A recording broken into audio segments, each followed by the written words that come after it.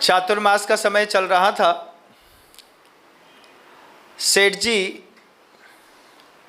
अपने घर के बाहर दलान पर बैठ कर के पेपर पढ़ रहे थे। पेपर पढ़ते पढ़ते अचानक घर के सामने दो मुनि महाराज निकले, आहार मुद्रा में निकले। युगल मुनि महाराज आए। सेठ जी पहले तो सोचते रहे, चातुर्मास चल रहा है, मैं नगर सेठ हूँ, नगर में एक भी मुनिराज है नहीं, ये चातुर्मास के बीच में कहाँ से आ गए। और आहार की मुद्रा लेकर के आए तो सेठ जी ने बहू को आवाज़ लगाई। बहू से कहा, बेटा महाराज आ रहे हैं, कहाँ से आ रहे हैं, कौन हैं, कैसे हैं, ये तो बाद में बात करेंगे, पहले तो वो आहार मुद्रा लेकर के आए हैं, इसलिए पहले पड़गाहन करके आहार करा दो। सेठ जी और बहू ने दोनों ने मिलकर के, घर के और भी लोग आए, मिलकर के सबने मिला और महाराज का पड़गाहन कर लिया। पड़गाहन कर लिया, अच्छे से आहार करा दिए। और पूरे आहार में सेठ जी को एक ही संकलेश होता रहा, चातुर्मास के बीच में कैसे आ गए, किस संग से भग करके आए हैं, कहाँ से खटापटी हुई होगी और आए हैं। चातुर्मास के बीच में तो नहीं चलना चाहिए था, लेकिन आ गए। अब आ गए, सामने से पड़गाहन करा दिया, आहार दे रहा है और शंका भी कर रहा है, दान दे रहा है और शंका भी कर रहा है। कैसे साधु हैं, आहार के बीच में आ गए, चातुर्मास के बीच में आ गए। आहार सानंद संपन्न हुआ, पैर वैर पोंछे, तैयार किया, नमोस्तु किया।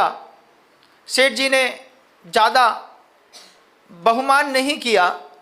महाराज अपना कमंडल उठाए, थोड़ा आगे लेकर के चले गए महाराज। सेठ जी ने सोचा शाम को मंदिर जाऊंगा, पता करूंगा उपाश्रय में कौन साधु आया है। थोड़ी देर बाद हुआ, वे दो मुनिराज फिर आहार मुद्रा लेकर के आ गए, दोबारा आ गए। सेठ जी बाहर बैठे थे। सेठ जी को लगा कि अभी तो आहार कराया है इनको, अभी तो भरपेट भोजन दिया है, और दोबारा ये मुनि हो नहीं सकता। सेठ जी बैठे रहे अपनी जगह पर, उठे भी नहीं। अंदर नौकरों ने बताया कि दो महाराज आ रहे हैं आहार मुद्रा लेकर के, और अभी तो होके गए हैं। बहू अंदर से बाहर आई, कलश उठाया, हे स्वामिन, मन शुद्धि, वचन शुद्धि, काय शुद्धि, आहार जल शुद्ध है, भोजन ग्रहण कीजिए। फिर पड़गाहन किया, परिक्रमा लगाई, अंदर ले गई, पाद प्रक्षालन कराया, पूजा करी। पूजा करने के बाद आहार कराया। बहू के मन के अंदर कोई शंका नहीं, निशंकित। महाराज हैं, आहार मुद्रा लेकर के आए हैं, आहार मांग रहे हैं, हाथ उनने खोली दिया है, विधिवत बिल्कुल व्यवस्थित है, नीची आंखें हैं, ईर्या समिति का पालन कर रहे हैं, पेट स्वस्थ तो दिख रहा है, लेकिन अभी दिया है ऐसा उसके मन के अंदर भाव नहीं आया। महाराज को आहार करा दिया। दो महाराज 1 घंटे तक पुनः आहार करने के बाद बाहर निकले।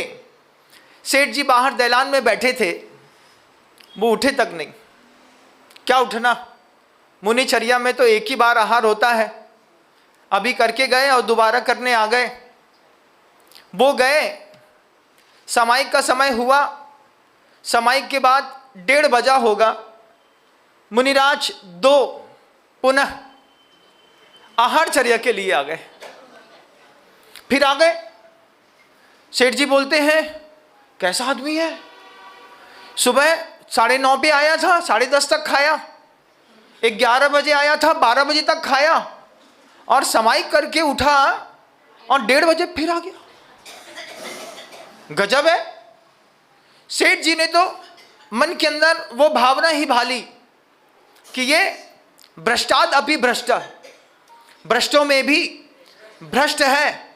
जिन मुद्रा को लेकर के घूम रहा है, पीछे कमंडलू है, मैं क्या करूं। सेठ जी उठे नहीं।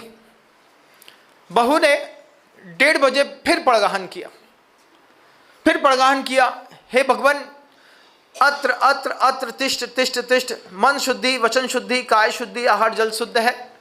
दिगंबर साधु की चर्या पड़ गई, अंदर लेकर के गई, चंदन की चौकी बनाई थी, चंदन की चौकी में 2 मुनिराज को बैठाया, बैठा करके पूजा करी। पूजा करने के बाद और आहार दान दिया। बहू के मन के अंदर कोई शंका नहीं है, महाराज ने मांगा है मैं दूंगी, मेरा काम है देना। और अपनी समझ का प्रयोग साधु के सामने किए बिना उन्होंने मुनि महाराज को धर्म लाभ दिया।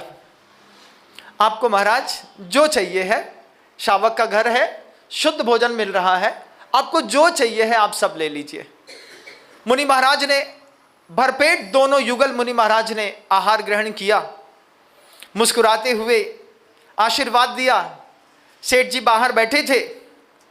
अभी तक 2 बार जब मुनिराज घर के अंदर प्रवेश किए तो घर के दरवाजे से बाहर निकले और फिर कहीं चले गए। इस बार जो मुनिराज तीसरी बार जब वे आहार के लिए पधारे तो सेठ जी के सामने खड़े होकर के उनको आशीर्वाद दिया और सीढ़ी से ना उतर करके वो जो छज्जा बना था उसी छज्जे से सीधे आसमान में पैर रखते हुए और अंतरिक्ष में चले गए। जब सेठ जी ने देखा मुनि महाराज, और वो भी रिद्धिधारी, जैसे ही दिमाग चला सेठ का कि रिद्धिधारी मुनि महाराज आए थे।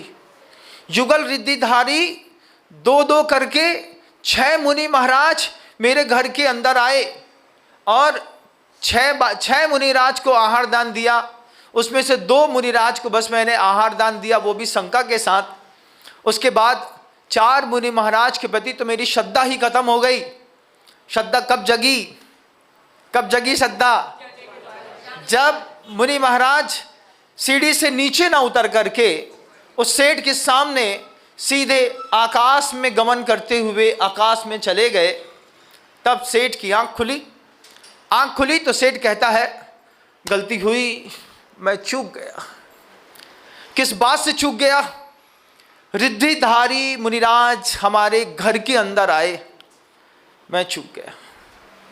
रिद्धिधारी मुनिराज मेरे घर के अंदर आए, आहार किया, उन्होंने आशीर्वाद दिया। मन के अंदर उनके अवधि ज्ञान भी होगा, वे मेरे मन की बात भी समझ रहे होंगे, मनः पर्या ज्ञान भी उनके अंदर होगा। रिद्धियाँ थीं, मनः पर्या ज्ञान के साथ उच्च तपस्या करने वालों को फली होंगी। उन्होंने मेरे मन के अंदर की बात भी जान ली होगी। उसके बाद कुछ नहीं कहा, आशीर्वाद देकर के गए। बार बार सेठ को खूब संक्लेश हुआ कि रिद्धिधारी मुनिराज हमारी आंख के सामने आए और हम चूक गए। ऐसा ही होता है, ऐसा ही हुआ। रिद्धिधारी मुनिराज गुरुदेव विद्यासागर जी महाराज हम सब की आंख के सामने आए, हम चूक गए। हम चाहते तो अपनी जान की बाजी लगा करके उनकी सेवा करते। दोस्तों, अगर आपको मेरी वीडियो अच्छी लगती है तो प्लीज मेरे चैनल को लाइक करें, शेयर करें, सब्सक्राइब करें। इसी तरह से अपना प्यार देते रहें। Thank you.